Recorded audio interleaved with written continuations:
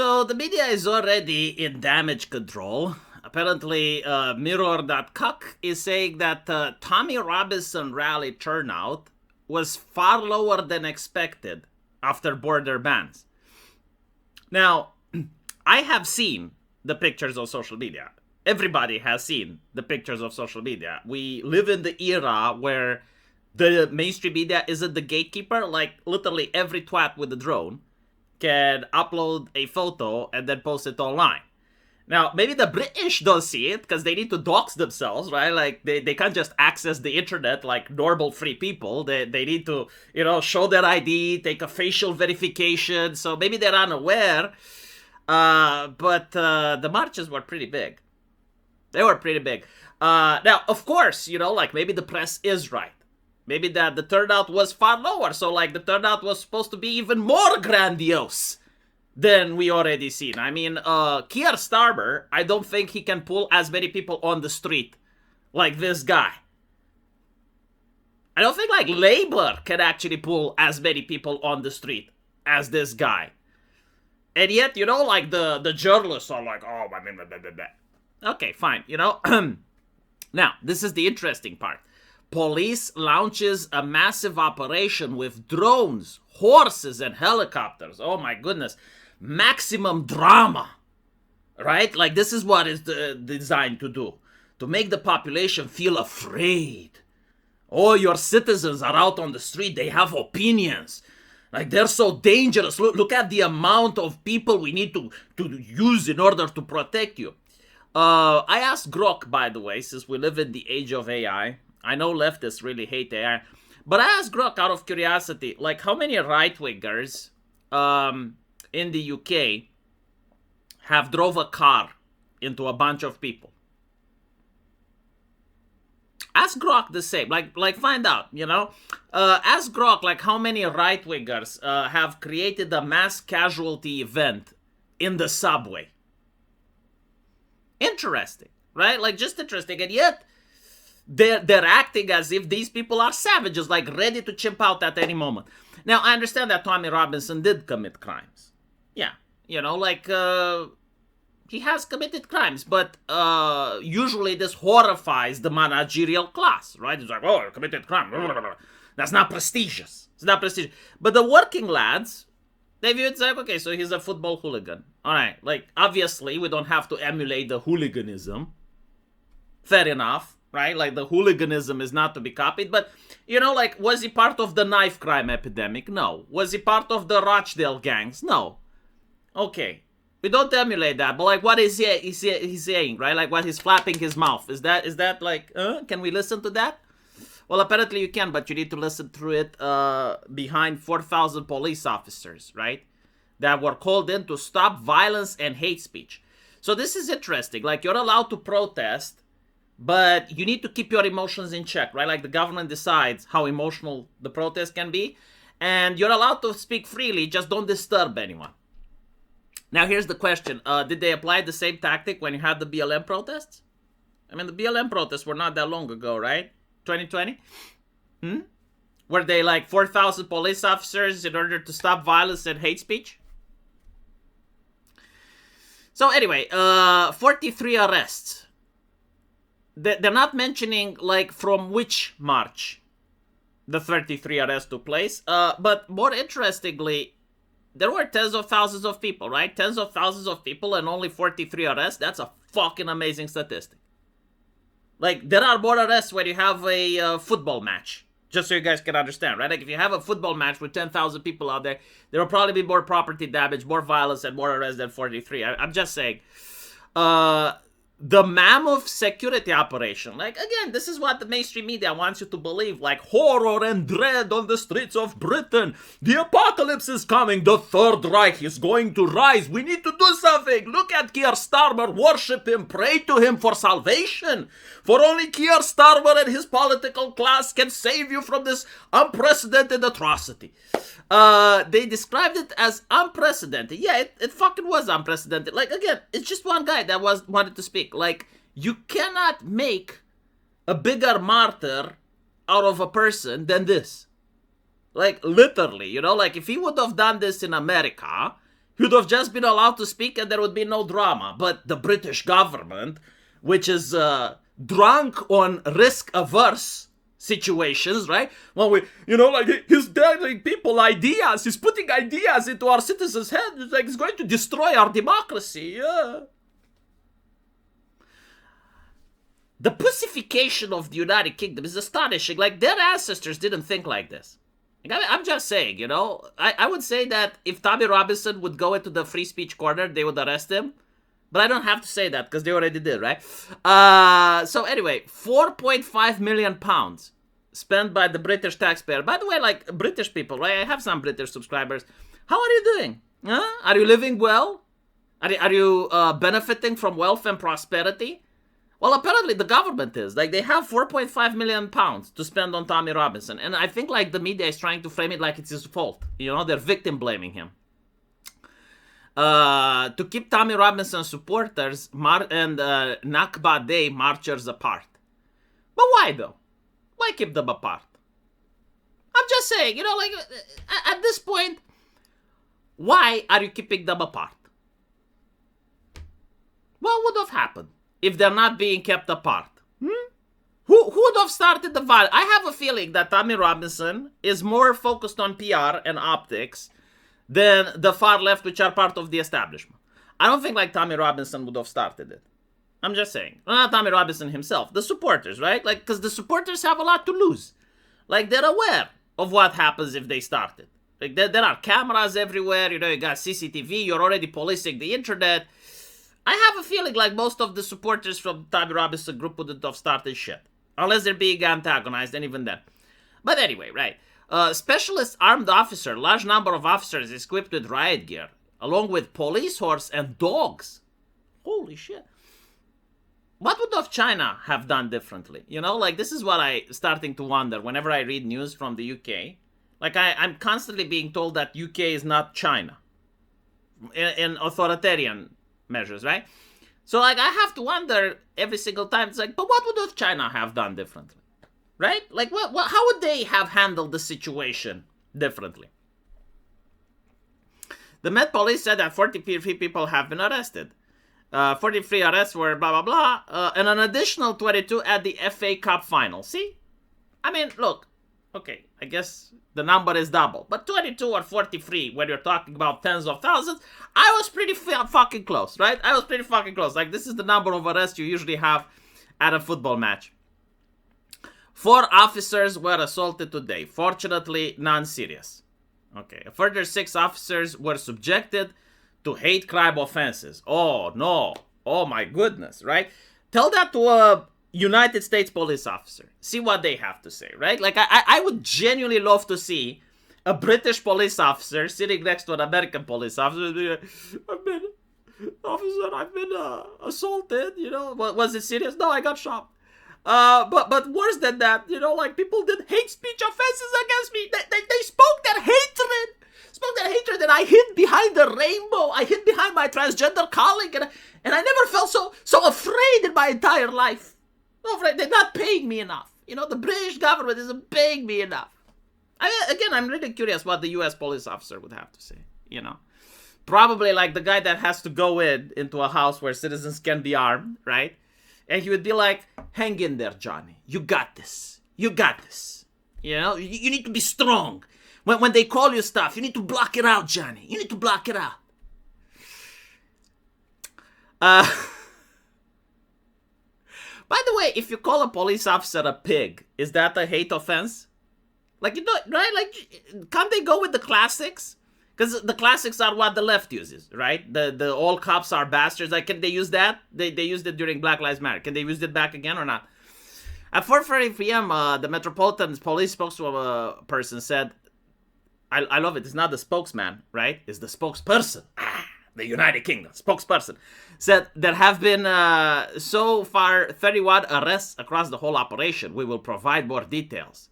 While this may seem high, what type of fucking moron would think it's high? Like, if you have tens of thousands of people on the street and you arrest 43, you dipshit.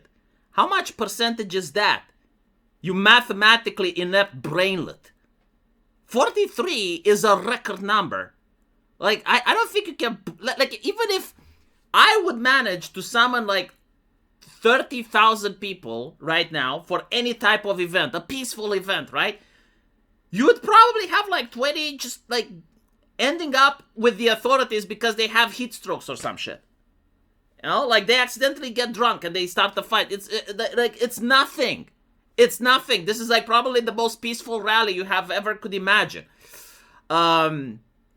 But anyway, they included one man arrested in connection with an incident in Birmingham where a man was ran over and another wanted for a separate offense which involved encouraging people to attack a police officer. Again, like, why is it, like, so vague? A man was run over. From which protest? Whom? What was it, an accident? Because it can happen, right? Like, if you have tens of thousands of people in the street, you can accidentally run into one, right? And the police, of course, arrest you. But, like, can we get more information? Because I think, like, if it was a terrorist attack and there's tens of people on the street, like, he wouldn't run over one person. I'm just saying, you know, like, but anyway, right? The hell do I know? Armored vehicles not seen on the Capitol Street for 15 years were on the standby. Oh, my goodness. It's, again, like, they're treating this as if they were under attack by a foreign nation. Helicopters, drones, oh my, it's like the 28 days later. Up to 50,000 United Kingdom protesters and 30,000 pro-Palestine supporters gathered. By the way, like, what does one have against the other? I don't understand. Like, the pro-Palestine supporters, right? Do they have a problem with Tommy? I generally don't know. Do they? Maybe they do. Again, I don't know, like, the details of the politics, but anyway, I think like they should have met. I think they should have met. We would have seen what happened. And again, I'm curious. In a repeat of a similar event last September, protesters were heard singing songs in support of Robinson, whose real name, we got to the doxing. Real name, Stephen Yaxley Lennon. And derogatory ones about Prime Minister Keir Starmer. Oh no. Again, like, they sinned against the emperor. Huh? Like, the divine right to rule of Keir Starmer. Like, when you sin against Keir Starmer, you're blaspheming against God. But the number of people at Robinson Rally, dubbed a freedom of speech, national unity, and Christian event, were far lower than the estimated 110,000 at the previous event. Oh, okay. So, again, like, you do understand, like, managing to get 40,000 people outside of their homes is a monumental task. Again, like, Keir Starmer would not have been able to get it. He didn't get 110,000. Maybe he did, maybe he didn't. I don't fucking know. I don't trust the media, that's for sure, you know. 30,000 pro-Palestinian protesters. So I have to trust that they were pro-Palestinian and they weren't part of the time. Okay, fine, whatever. It came after police announced that they would be taking a zero-tolerance approach to hate speech. Well, interestingly, how they didn't announce this during the BLM riots. Huh? To be fair, like, the UK didn't have riots. They had protests. But you couldn't find a single black person in there. Anyway, right, so zero policy against hate speech, 11 foreign far-right speakers. By the way, foreign far-right speakers, Americans, Canadians, I think one of them was French. Yes, like, incredibly dangerous nations, right? Like, authoritarian regimes, very brutal regimes. Especially the ones in the US, horrible. Britain, after the government ruled that their attentions would not be conducive to the public good. My brother in Christ, the public was on the fucking street, right? I'm just saying, you know. Like, seriously, in an alternative universe where those people would have been allowed to go there, what do you think would have happened? Like, what damage would have it done to the British fabric, which, again, you're preventing them from going on the internet unless they have to show ID when they're logging in, right? So you're showing ID in Britain to defend the adults against pornography. Oh, the pornography. Yes, absolutely, right? Pornography. And in order to show that you're an adult so you can actually see pornography, in other words, go on X, you're showing the ID and then you have to type your opinions about Keir Starmer, right? Oh my goodness. The British system. Fabulous. Robinson and a number of speakers, including actor Lawrence Fox, were seen drinking at the private Prince of Wales pub ahead of the march. He went intoxicated. Holy shit. He went under the influence. Unacceptable. Uh, what type of English person drinks before a march, right? Like, he could have done an act of misogyny if allowed unsupervised. He was surrounded by a phalanx of burly security guards while leaving the pub. Oh, so let me get this straight, right? When the government is dispatching tens of thousands of police officers, drones, helicopters, that's for public safety. When Robinson is having private security, it's a phalanx. Like, look at the tyrant, just like the Roman emperors of old, you know? One was heard remarking in surprise at how tiny Robinson looked in person, before a fellow supporter assured the man the campaigner's height didn't matter. Yeah, like, is this a childish thing? It's like, how big is the speaker? Like, are you going to what? Like, compare him to Keir Starmer in height now? Are you going to fat shame him next? Are you going to fat shame his wife? Like, what's the next event here? Going to insult his mother while you're at it? Jesus fucking Christ. Why would the media even parrot this? Like, this is what's interesting, right? Like, this is the mainstream media. They can choose to talk about anything, yet they choose about how small he is. Fascinating. I mean, sure, yeah, I guess he's small. Sure. Most British people are. I have seen Sargon. It's not that he's small. He's built like a brick. It's like kind of those D&D dwarves, you know? I assume, like, this is how Tommy Yaxley Lennon is. He later led the protesters in chants and support for Elon Musk. Look, you know, you can tolerate the hate speech. You can tolerate everything. But, like, support for Elon Musk. That's a step too far. Many protesters wore Make Britain Great Again and waved Israel Union Jack. Oh, okay, so now I see why the pro-Palestinian protesters were ass hurt, right? Like, you can't have a democracy where some people have one opinion and another people have a different opinion. Like, no, this is like a nation, one opinion, one state of mind. One woman who was wearing a Union Jack bikini on top of cowboy hat held a homemade sign with the message, "Get them out." Oh. While others were sent wearing t-shirts with a range of anti-migrant slogans. But see, here's what I'm curious, right? What do the migrants think about the pro-Israeli British people? Like, what would the pro-Palestinian rally do if they were in power, right? And they could decide what happens to people that are pro-Israel within the United Kingdom. Because I understand, like, what the far right want. But, like, what does the far left want? If these, like, very charitable, compassionate, empathetic people that are for Palestine, right? What would they do if they were, like, in absolute control, in absolute power? What would they do to Tommy and the other 50,000 people in the UK? Can we ask them? Like, generally curious. Re-education? Working camps? In Trafalgar Square, a man using a microphone and speaker system was heard making a number of offensive and inflammatory statements about Muslims. Oh, wow. Offensive and inflammatory about Muslims. How did the Muslims react? Muslims, are you going to take it lying down? Why don't you make inflammatory and offensive statements about his mother? Are you just going to take it? You're going to sit there and you're going to wait for Keir Starmer? You need to speak as well. Like, you also need to speak. What did the Palestinian people say, though? This is what I'm curious. Because, like, I know what Hamas Piker says. But, like, what did the Palestinian people say about the pro-Israeli guys? Do they not make inflammatory and offensive statements? No? Why not? Do they not know how? I can teach them. If you're a pro-Palestinian protester, pay me. I will teach you. I will teach you how to be offensive. You don't know this. The left doesn't teach you, but I can. $20 an hour. See, I'm cheap. But, like, I guarantee to you, like, my work is going to be A tier. Like, you're going to go out there, the far right won't know what's coming. Like, when you start going to that microphone, a woman wearing a burqa unintentionally found herself in the middle of crowds. Oh, no. A lone female protester approached her and praised her bravery for attending the event. Okay, so let me get this straight. No, like, I need to understand this. So you had, like, 50,000, like, very evil, you know, like purely demonic protesters, you know, like, worshipping this tyrant, Yaxley Lennon, surrounded by his Roman phalanx. And they're like, just wanting to get the Muslims out. They're like, where are the Muslims? Want to get them out.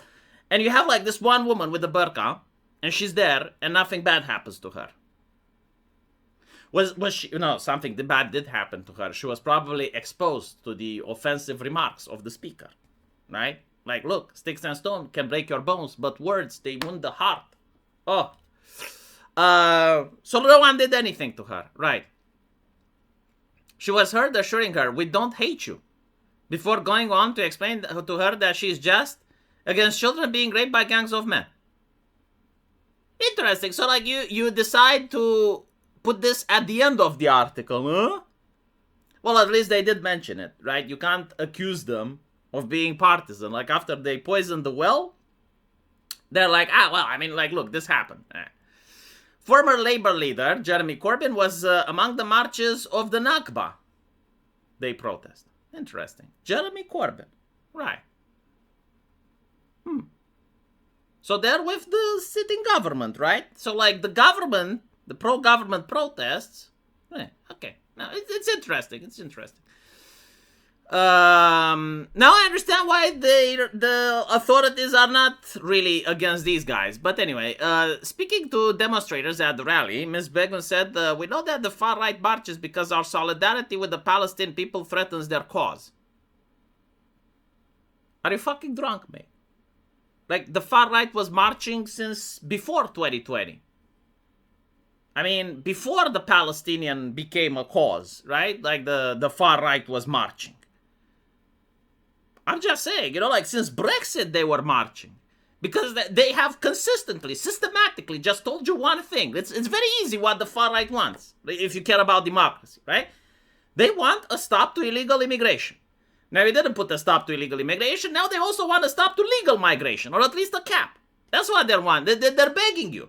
For like more than a decade now. They're constantly, just nonstop, hammering one single point. Right? And you keep ignoring it, and they're growing, and they're growing, and they're growing. It's not about Palestine.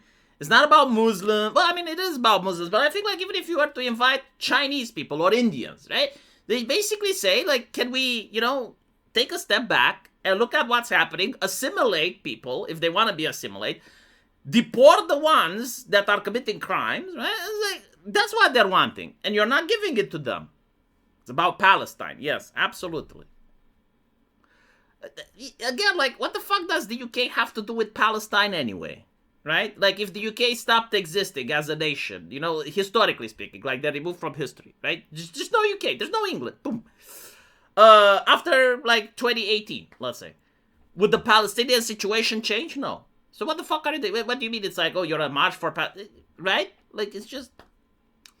So you have, like, some people that are genuinely concerned about their own taxes, about, not being able to find cheap places to live, about the fact that everything is more expensive, like, local shit. And then you have people that are concerned about external shit. It's like, Palestine. It's like, okay, I mean, like, sure, Palestine. Yeah, of course. Yes.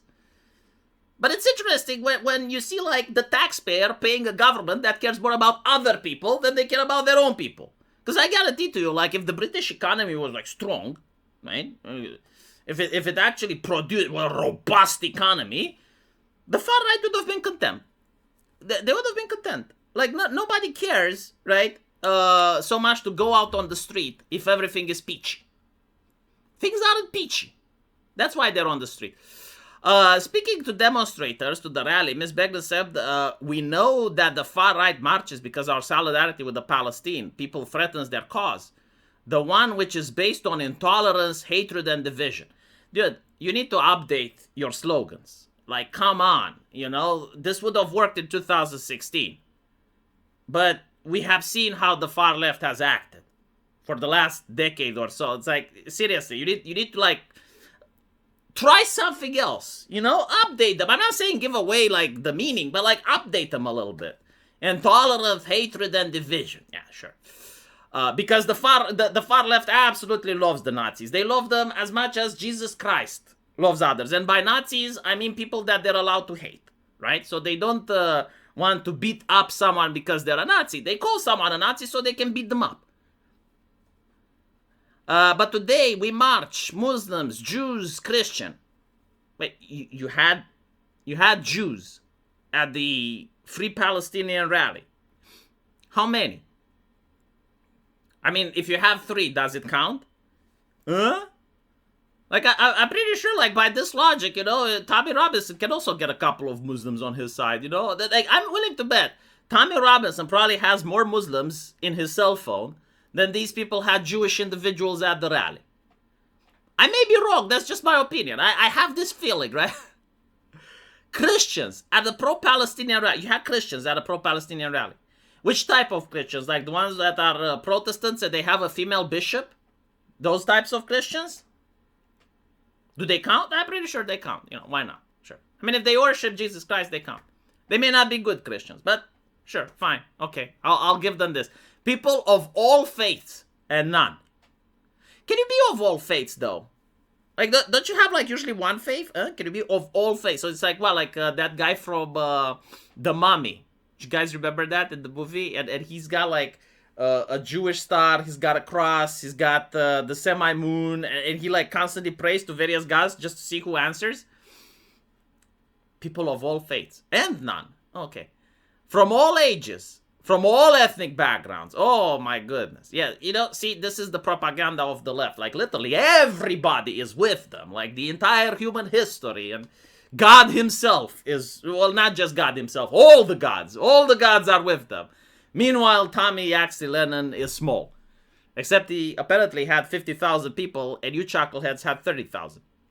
I'm just saying, like, I'm just... Speaking ahead of the protest, Keir Starmer declared, "We're in a fight for the soul of this country, and the Unite the Kingdom March this weekend is a stark reminder of exactly what we are up against.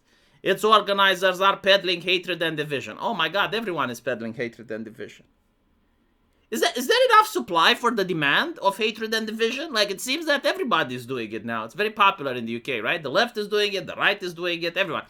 "We will block those coming into the UK who seek to incite hatred and violence for anyone who sets out blah, blah, blah." Police had also warned they would not tolerate hate speech at the event. Well, apparently they did tolerate it because there was hate speech at the event. You just told me, right? They said things that were offensive to Muslims.